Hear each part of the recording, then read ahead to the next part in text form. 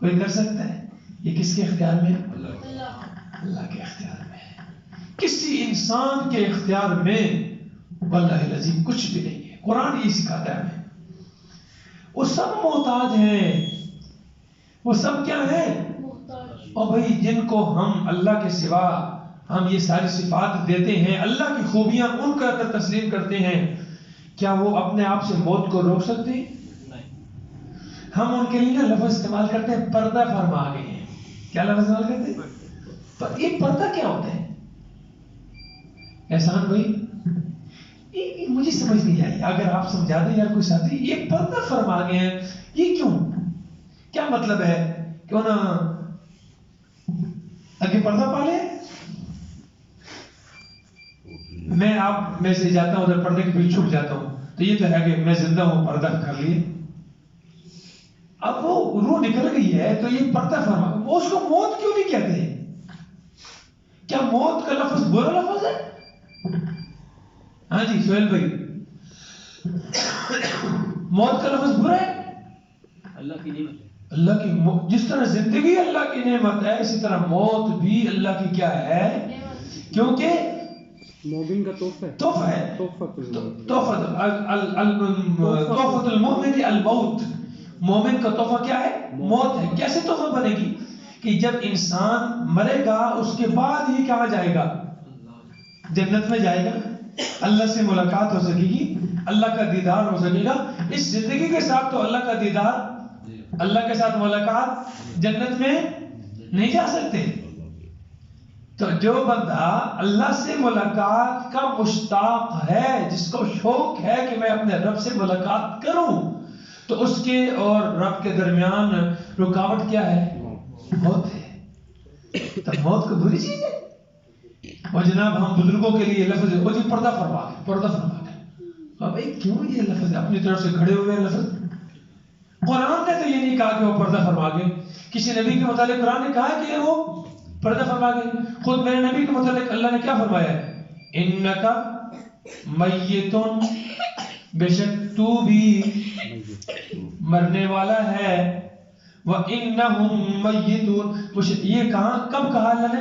مشرکین مکہ نے جب یہ کہا نا کہ بھئی اس کی اولاد پیچھے نرینہ اولاد نہیں ہے تو پریشان نہ ہوں، اس کے مرنے کے بعد دین کیا ہوگا جائے گا، اس کا ختم ہو جائے گا، یہ انہوں نے کہا نا. تو اللہ نے جب اللہ کے نبی تھوڑے سے پریشان ہوئے، اللہ نے تسلی دی. فرمایا کہ آپ کیوں پریشان ہوتے ہیں؟ انک میت وانہم، کیا اگر آپ مر جائیں گے، فوت ہو جائیں گے تو کیا یہ باقی رہیں گے؟ انہوں نے بھی تو مرنا ہے نا. تو ہمارے پاس آ جائیں گے، ہم ان کا سارا کچھ چٹا کٹا صاف کر دیں گے. آپ بھی مرنے والے ہیں اور کل نفس ذائقۃ الموت، ہر نفس موت کا مزہ چکھنے والا ہے، ہر نفس. وما جعلنا لبشر من قبلک الخلد، ہم نے آپ سے پہلے کسی انسان کو بھی ابدی زندگی نہیں دی. افإن مت فهم الخالدون، میرے پیغمبر کیا آپ اگر فوت ہو جائیں تو یہ ہمیشہ رہے گی؟ یہ اپنے نبی کو. اسی طرح میرے اور آپ کے محبوب پیغمبر بھی اس دنیا سے کیا ہو گئے؟ رخصت ہوئے کہ نہیں ہوئے؟ وہ اگلی جو زندگی ہے نا مرنے کے بعد، وہ اس زندگی کو کون سی زندگی کہتے ہیں؟ برزخی زندگی ہے. وہ دنیا والی زندگی، اب دنیا والی زندگی کے احکام کیا ہو چکے ہیں؟ ختم ہو چکے ہیں. اگر یہی دنیا والی زندگی ہو تو پھر ساری دنیا والی زندگی کی کیا احکام؟ کیونکہ اگر یہ زندگی ہو تو پھر ہمیں تو یہ سارے احکام ہم پر کیا ہوں گے؟ سمجھ آ رہی؟ اس لیے میرے بھائیوں دین کو سمجھو. اللہ کا قرآن کہتے ہیں لِكُلِّ أُمَّةٍ أَجَلٌ، ہم نے ہر امت کے لیے، ہر فرقے کے لیے، ہر جماعت کے لیے، ہر گروہ کے لیے ایک وقت مقرر کیا ہے. فَإِذَا جَاءَ أَجَلُهُمْ لَا يَسْتَأْخِرُونَ سَاعَةً وَلَا يَسْتَقْدِمُونَ. قرآن میں شک نہیں کرنا کبھی بھی. ترجمہ آپ کے سامنے ہے، یہ سارے ترجمے کھول کر دیکھ لیں. یہ احمد رضا خان صاحب کا ترجمہ پڑھا ہوا ہے. سمجھ آ رہی نا؟ بعض ساتھیوں کو ہوتا ہے یہ استاد شاید اپنا کو ترجمہ رکھے ہوا ہے. ہاں تے فلانا نہیں بھائی، یہ آپ کے سامنے یہ ترجمہ ہے، یہ پیر کرم شاہ صاحب کی تفسیر پڑھی ہوئی ہے بیر شریف والے پیر کی، یہ اٹھا کر دیکھ لیں سارے. خدا کی قسم کوئی بندہ بھی ترجمے میں رد و بدل، جو لفظ ہے نا لفظ اس کے معنی کے اندر الفاظ میں تھوڑی سی تبدیلی ہو سکتی ہے. کسی نے مشکل لفظ استعمال کر لیا، کسی نے مترادفات، جس کو دوسرے الفاظ میں کیا کہتے ہیں مترادف، جیسے نور، روشنی، اجالا، تینوں کیا ہے ایک ہی مطلب ہے. نور کا معنی بھی کیا ہے روشنی بھی روشنی ہے، اور اجالا کا معنی بھی کیا ہے. تو اگر کسی نے اجالا کر دیا ہے، کسی نے روشنی کر دی ہے، کسی نے نور کر دیا، سمجھ آ رہی؟ تو خدا رہا میرے آپ بھائیوں سے یہ التماس ہے کہ قرآن کو سیکھیں، قرآن کے درس کو، قرآن کے سبق کو اپنی زندگی کا لازمی جز بنا لیں.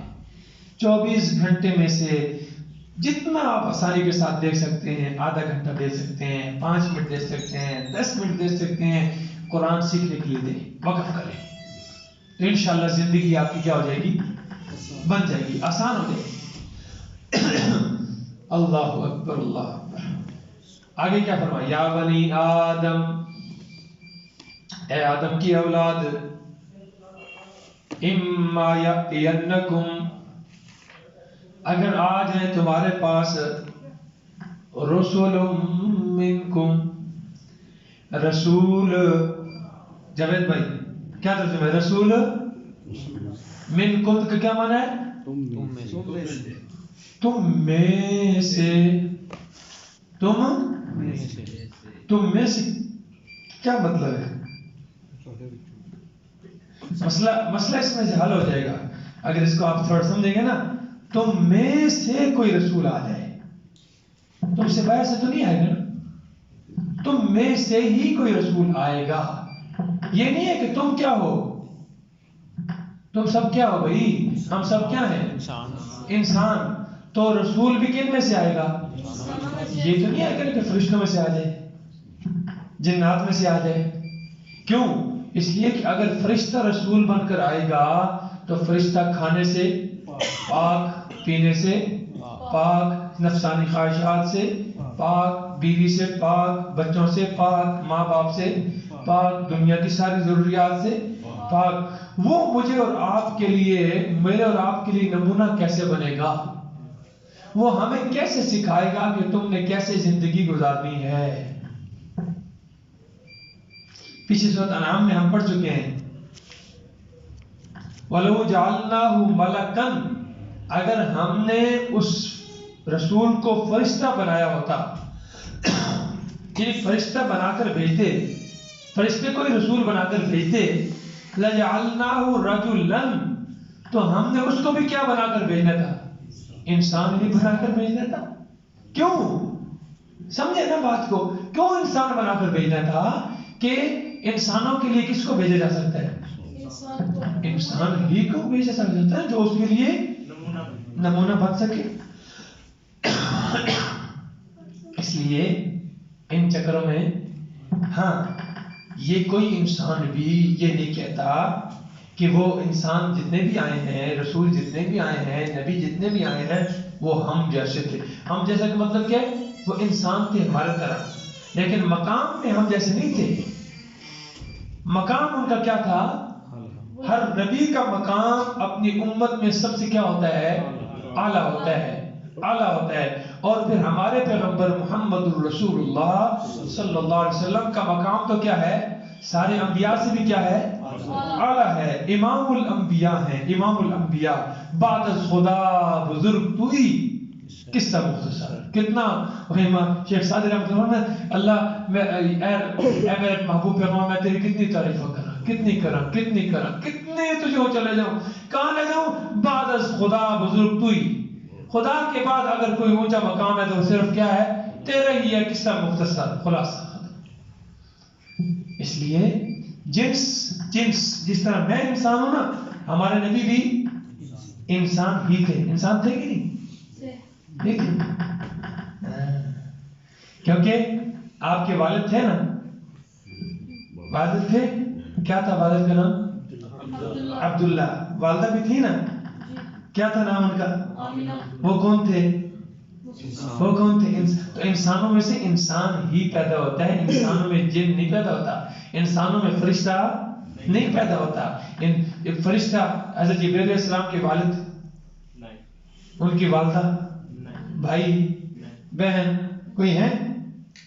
ساری ضروریات نبی پاک صلی اللہ علیہ وسلم کی ہماری جیسی ہی تھیں۔ جو ضروریات ہمیں لائق ہیں وہی ضروریات آپ کو بھوک لگتی تھی نہیں لگتی تھی؟ لگتی تھی۔ اور نورانی مخلوق جو ہے اللہ کی فرشتے، ان کو بھوک لگتی ہے؟ وہ تو کھانے سے پاک ہے۔ وہ کیا ہے؟ کھانے سے پاک، نفسانی خواہشات سے۔ اس لیے اللہ فرماتے ہیں یا بنی آدم، اے آدم کی اولاد، اما یأتینکم، اگر تمہارے پاس آ جائیں، رسول منکم، تم ہی میں سے، یقصون علیکم آیاتی، جو تم پر میری آیتیں پڑھ پڑھ کر سنائیں، پھر فمن اتقی، جو آدمی بچ گیا، جو آدمی بچ گیا کس سے؟ شرک سے۔ سب سے بڑا تقویٰ کیا ہے؟ تقوی کا سب سے بڑا جز کیا ہے؟ شرک ہے۔ شرک سے بچ گیا، اللہ کی نافرمانی سے بچ گیا، وَأَصْلَحَ، اور اپنی کیا کر لی؟ اصلاح کر لی، فَلَا خَوْفٌ عَلَيْهِمْ، تو ان پر کوئی خوف بھی نہیں ہوگا، وَلَا هُمْ يَحْزَنُونَ، اور نہ وہ غمگین ہوں گے، نہ خوف ہوگا نہ غمگین ہوں گے۔ خواجہ صاحب خوف بھی نہیں ہوگا، غمگین بھی نہیں ہوں گے۔ خوف کس چیز کا؟ اللہ کے آنے والے، ہاں، آنے والے اللہ کے عذاب کا۔ اور غم کس چیز کا؟ پیچھے والا ہوگا، پیچھے رہ جانے کا غم بھی نہیں ہوگا۔ پیچھے جو کچھ رہ گیا اس کو کوئی غم نہیں ہوگا۔ اور یہ ڈراوا ہے، والذین کذبوا بآیاتنا، اور جن لوگوں نے جھٹلایا ہماری آیتوں کو، ہمارے احکام کو، واستکبروا عنہا، اور اس کو ماننے سے تکبر کیا۔ اس سے کیا کیا؟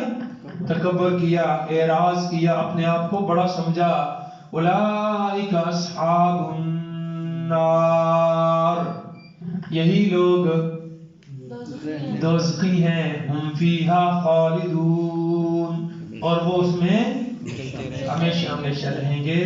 اللہ رب العالمین ہم سب کو جہنم کے عذاب سے، جہنم کی آگ سے بچائے، اور اللہ ایمان کی دولت سے مالا مال کرے۔ قرآن اور سنت کو جس طرح ہم سمجھ رہے ہیں اسی طرح ہم سب کو اللہ سمجھنے کی توفیق عطا فرمائے، اور اس بیٹھنے کو اللہ اپنی بارگاہ میں ہمارا قبول فرمائے۔